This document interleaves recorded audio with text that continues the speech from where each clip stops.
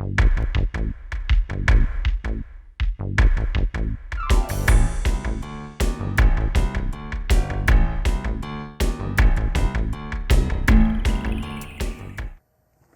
afternoon, everyone. I'm Ryan Nicholas Gray. I'm Emmanuel County Council. I'm DeWitt Taylor. Thank you, David. And good afternoon, everyone. Today, our guest today is Shari Krishnan. And her son Nicky couldn't be here today. Shari is one of our new friends. For us, Nicky has become part of our Community Corner show crew. We have become a great team together and taped the recently Person Center planning meeting. We also had lots of fun meeting his new dog. As our buddy, Nicky has shared a lot of music and honored us with his caring. Shari is a wonderful example of motherhood and devotion in supporting her son, Denise, and getting involved in a variety of educational experiences that bring us happiness and fulfillment. And Shari, tell us a little about your family and where you live. Well, thank you, and thank you for that beautiful introduction, Ryan. I really appreciate it very much. Nicholas has an apartment in Auburn Hills, Michigan, and my husband and I have a home in Bloomfield Hills, Michigan. And we've been from Michigan all of our lives, Nick and I. And Nicholas's dad is from India. Thank you. Your wedding school staff was a big help. Can you please tell us how? How the staff was a big help? Uh-huh. You know, staff that are the most helpful for Nicholas are people who are really kind to the bone, fun, and very knowledgeable in what they're doing. And what I mean about knowledgeable is knowledgeable in whatever they're pursuing with Nicholas that day. So when there's a staff member that's highly successful and has a successful day with Nicholas that day made a difference in Nicholas's life, and he had fun having that difference happen for him. And we've got some amazing staff, and we'll probably end up talking about that more as we go along today, and you guys have met some of them, and we're just very, very lucky to have good people in our lives, because I couldn't do this journey with Nicholas alone, and good people make everything happen.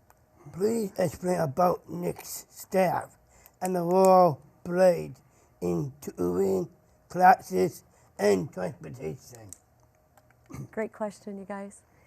When we have staff, and I'm assuming that we're talking a lot about his education and how he learns, is that correct, David? Yes. I think that what we have kind of a rubric for Nicholas, or kind of like a model for him. And what we end up doing is that we look for people that we call content experts, and we look for a second individual and other people that we call Nick's life coaches, or they're kind of like his support people. The content experts are the people, for example, like Joe at CMN TV when we were taking the classes here, or like Jay or Chris or Kevin, who really understand television very, very, very well and are able to break things down into steps that people like Nick or anybody in the community can learn how to do television production. Then, so Nick, we find these content experts that are kind people that are willing to have Nick access his learning with them and at their facilities. Then we have a second set of people that we term Nicholas's like support staff or life coaches, who go over and above, and they begin to learn the content, or they have an interest, a deep, steeped interest in the content along with Nicholas, and they have an enthusiasm for it too. And they also help Nicholas with his physical needs, making sure that he's healthy medically. They assess whether he needs to use a wheelchair that day or not, if he's wobbly from his seizure activity or not.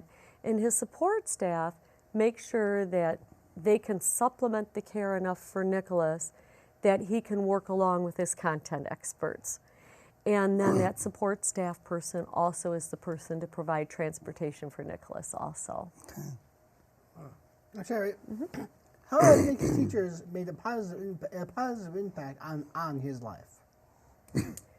We have had amazing teachers throughout Nicholas's lifespan. And you know, when I talk about teachers, there's the ones who are highly qualified and trained to be highly qualified at school.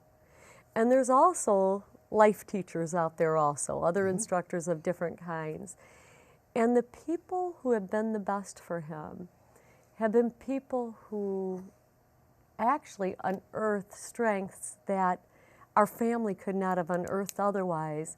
And they have the skill and ability to build on those with and for Nicholas and offer suggestions to really move them forward. For example, in 5th grade, we found out that Nick had something called perfect pitch or absolute pitch. And 1 out of 10,000 people have that. I would not have had the expertise to find that out, but his music teacher picked it up from what he was doing on the marimba in class, and that changed his life. Forever, people thought differently of Nick because of that discovery of that one teacher of Nick's inherent talent. It took one person to turn his life around, and there's been many people along the way that have spun and turned Nick's life around and woven him into the amazing person that he is today. We're very, very fortunate. Okay, awesome. Thank you. Please tell us about any helping tools that. Please tell us about any helping tools on the cows. I like his special chair. Oh, like accommodations for Nicholas, like his chair and different types of things that help him when he's learning? Well, we have a lot of different chairs for Nicholas, Aaron. That's really observant of you to realize that. We have, for example, Nicholas's wheelchair, when he's wobbly on days, isn't tall enough like to work behind a camera at the radio station here. But we've had to find things that the staff or I could carry with us, so we bought an aluminum director's chair.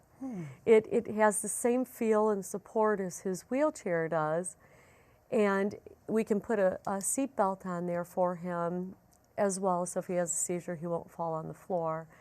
And so for us, that's a major accommodation. It's very common sense. It's just a director's chair that we ordered online that we were also able to use when he was playing a xylophone that was propped up on wheels that we had to push onto the marching band field for him because we needed something taller because he couldn't play up here. Yeah.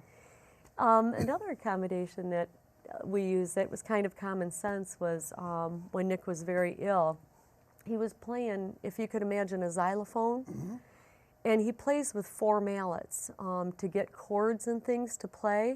Okay. Well, he was sick, and he was sitting in a wheelchair with locks on, and his wheelchair does not go side to side. So we had 2 musicians, me on one end, and Anthony, one of his support people, on the other end, Nick with his 4 mallets in the middle, and Nick would be playing, and if he had to reach far, Anthony and I would shove the marimba from side to side. So that he can continue playing his marimba, because for people that aren't in a chair, a lot of us play mallets or the xylophone from our feet up, and movement is very important. Okay. So we figured out ways to make things like that happen. So it's kind of interesting. Yeah, we've got a lot of little interesting things, and we'll share more too. Okay, yeah, it is. How did you determine Nick's many interests, hobbies, and skills? How do I discover those skills with Nicholas? How do we figure those out? Yeah. We watch him, David, but I think what happened was when he was a little guy, just like a lot of parents would do with, you know, children without disability, even though Nick has a profound disability of a very severe case of autism, we exposed him to a lot of things. You know, music lessons, gymnastics, horseback riding, all kinds of things that we would have done whether Nick had a disability or not. And then we watched for the things along the way that he really seemed to not only excel and be good at, but that brought him a great amount of joy and peace and comfort, and that he wanted to go back to, and that he was eager to go back to. And so probably by the time that Nick was about 7, we learned which things were really for him and which weren't. But those things, the other things that he was involved with for 5 to 7 years before that, also laid a nice foundation of knowledge for him in other areas and helped his brain development as well. But we kind of watch Nick to figure out if he likes things or not, because behavior is communication, and happy people behave better. So we can always tell by watching Nicky. Oh, Shari, tell us, how did you determine Nicky's skills in music? How did we nurture his skills in music? Yes, how? We did the same things kind of that we were talking about with instruction with Nicholas. We made sure that we had, first of all, like he was in a band class at school and he was in a choir class at school. Then outside of school, just like people without disabilities, we would find tutors and go to music school or private lessons for him. Again, that content expert. And we would always include those support staff that also had similar skills and interests. So we'd want support staff to be able to help Nick with his homework, because you can't keep the tutor there all week long. But we can afford to have like support staff come in and help him do his homework. And so we had all of us kind of working as a seamless team, everybody with their own specific roles that everybody understands, to help nurture those roles for Nicholas and help him be less frustrated. In the end, it was Nick's motivation that did it all. Thank you, Shari. You're welcome. Awesome, that's very good. Thank you.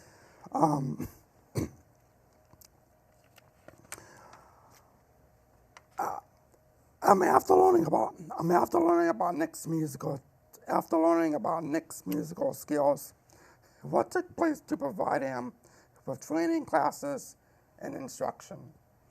Pretty much the same things that we were describing with Ryan, but in addition, the big challenge when we're getting into the question that you're asking about, keeping things challenging, Aaron, is that we always had to strive and look for where are we going to go next. When Nick masters at this level, we know what to do, but what do we need to do next to do some chaining for the future of that?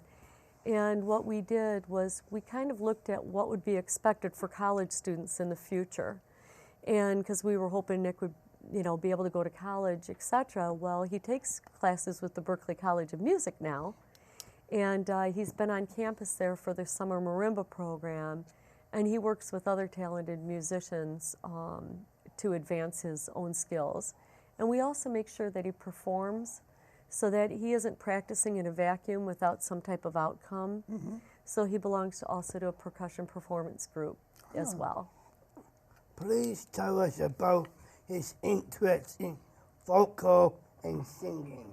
Oh, that's a real interesting question, because when Nicholas lost all of his language at 18 months, Nicholas spoke until he had 18 months, and then it all disappeared, David. And but Nick could communicate to us through singing, because at that time they believed that singing used a different part of the brain. But whatever it was that had Nick singing versus talking, it was a blessing that he could sing. So we tried to help Nicholas develop that singing skill as well through voice lessons, because it was the one way that he could communicate joy, pain, and distress to our family was through voice. And so we would have him take extra singing lessons, and again, we'd have the expert and we would have the tutor that would work along with him. And we also involved him in choir so he could perform as well and use that in context too. Okay. So using Nicky's musical skills, Yes. in what groups does he perform? He performs with a group called Agama. It's a world percussion ensemble that he plays with and rehearses with and takes lessons with. He also sings in his church choir at Auburn Hills Presbyterian Church. And he rehearses every Sunday night, every Wednesday night, and sings every Sunday during the church service. Loves it.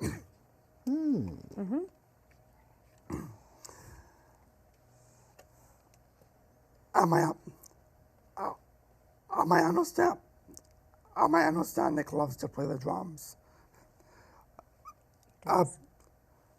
Please show details of this talent. And Will and how he performs. If I had to explain about this talent, I think that the best thing to describe is that he started out, first of all, like on the xylophones and the keyboards.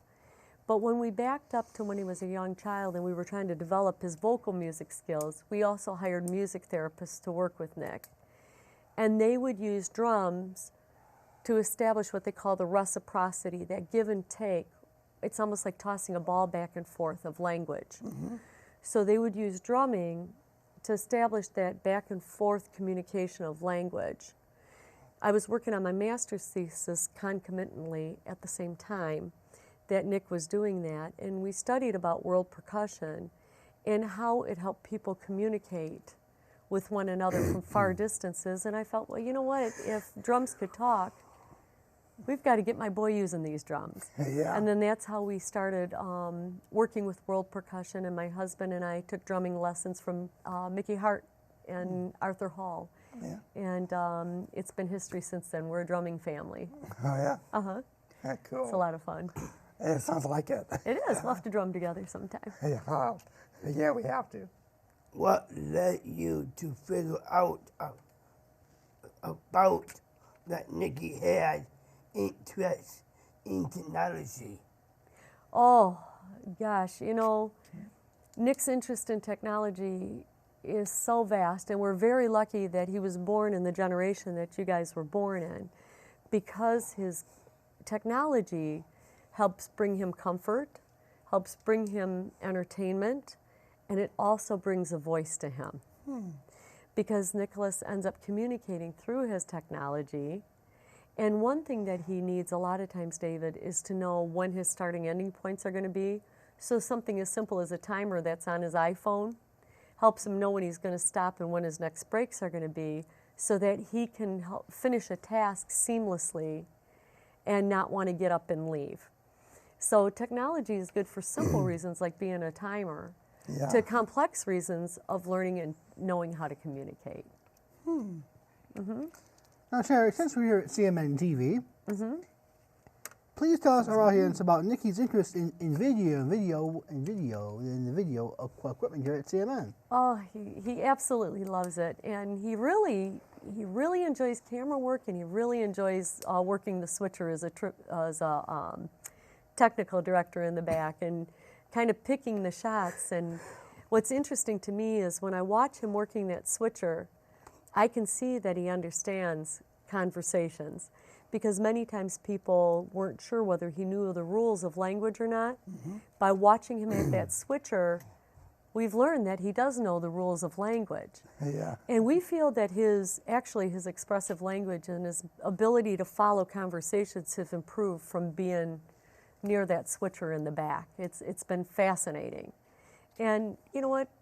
Learning how to create video also helps people understand what you're looking at. And that's important for us because Nick doesn't talk very much. Thank you, Shari.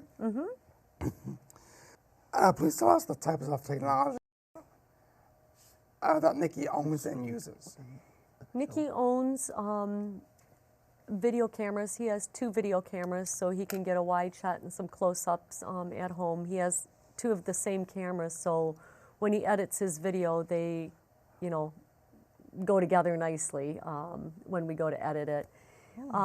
He has a digital SLR camera where he can take some nice still shots, and he loves to take pictures, and he loves his picture taken too. He's kind of funny like that. He has an iPhone that he carries with him all the time. It's essential to his well-being to have his iPhone with him. And he uses his iPhone a lot for a study tool, kind of like some people would use a tape recorder. if there's complex things that he has to learn in his voice classes or his music classes, he'll use his iPhone to videotape it or take pictures of it. Sweet. He has an iPad that he uses to take notes on, almost like how he would have used his laptop in the past. He has a MacBook Pro that he uses to edit with Final Cut Pro and Final Cut Studio. And so he uses that, and it's fun to watch him edit video. And then he's got a full-size iMac that he just loves to play on, and when he has to do editing of photos, it's larger so he can see the parts a little bit better. Awesome. Yep, so he has like a nice array of Mac products that integrate really well for him, and he knows how to use all of them. Yeah, he's pretty good. That sounds good. Awesome. Yeah, he's a good time. Please share how Nicky having the use of a credit card provides insights into his interests and dreams. Oh, that's a funny question. That's really, Nicholas has access to my credit card in the sense that he's got several websites that he can buy anything from at any time and get into my account there. And I allow that to happen because he's not the kind of person that asks for very much. Yeah. But I learn a lot from what Nicholas purchases. So the boxes can be huge that come to the door, and it's like, uh-oh, what did he get now? Great what you get now. Oh, well, he got purple pots and pans one time because he was interested in cooking, and purple was his school color. Purple? Didn't have any purple in our house at all, but he got purple pots and pans. Another time, this box comes like this, and then another one like this. We got 24 red hats. Yeah. And an elf suit. It was Christmas time, right? And he shared his hats with his friends and wore his elf suit for Christmas cards and Christmas videos that he sent to families. And crazy guy, fun. He didn't wear the tights though, so that was good. He just wears blue jeans with his elf suit. Sherry, Yeah, I love that elf suit. He loves it so tell us funny. how a companion dog came to be, and how do you determine that this would be helpful and beneficial to Nicky? Well, Nicholas kept making inquiries online about ordering dogs forever. And we also learned through Michigan Partners in Policymaking, a lot of the partners had dogs with them, and we noticed how calm the environment would be surrounding people when a dog was present. So Nicholas enjoys that kind of environment, of that kind of calm, and it gave him a means to socialize. So he's not lonely anymore. He has his little puppy, he takes his puppy classes, he meets people in the community that also have dogs, and they just are fabulous friends together, his puppy and him. So it just made sense. I know. A guy and his dog.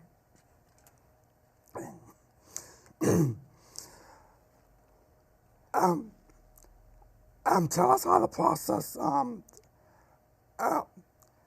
Tell us how the process of selecting a companion type of dog and the details for training needed.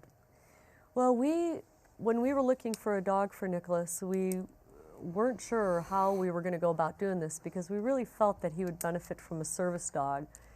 But the waiting list seemed pretty daunting, and we wanted to make sure that we could keep the dog and that Nick had the experience of a puppy too.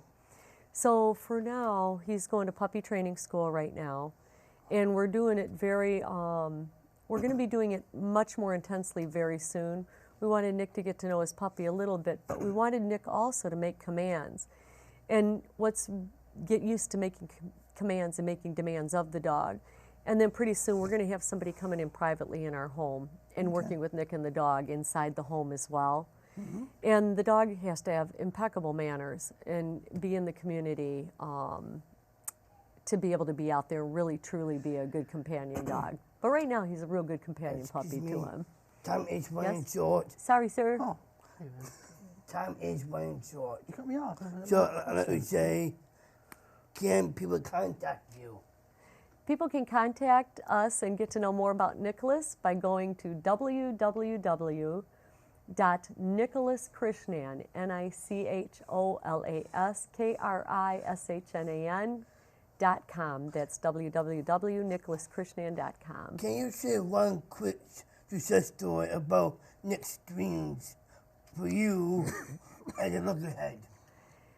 I think a lot of the success stories really have to do with Nicholas's music and Nicholas's friendships. I think in the end, if he has skills that he can build on that he enjoys, and he has friendships and he's not lonely, and he has some money in his pocket and a roof on his head, we have a very happy person, and we should all have that. Shari, do you have any special guidance you could leave with our audience today? I think pay attention to your sons and daughters. It becomes pretty evident what they would like to end up doing with their lives, and I think show respect with people with disabilities as if you would with somebody or your child without disabilities. Thank you. My name is Thank you. DeWitt. My name is DeWitt Taylor. I'd like to say it is when having you, Shari, join us today. You share your inspiration story of teamwork and mutual love, combining to provide a full engaging life. They serve as a shining example of how to chip away at misconceptions in the public to break public stigma and to demonstrate a life of positivity and great promise. It is really heartwarming, and we are so grateful to know you both to work together. And my two friends are my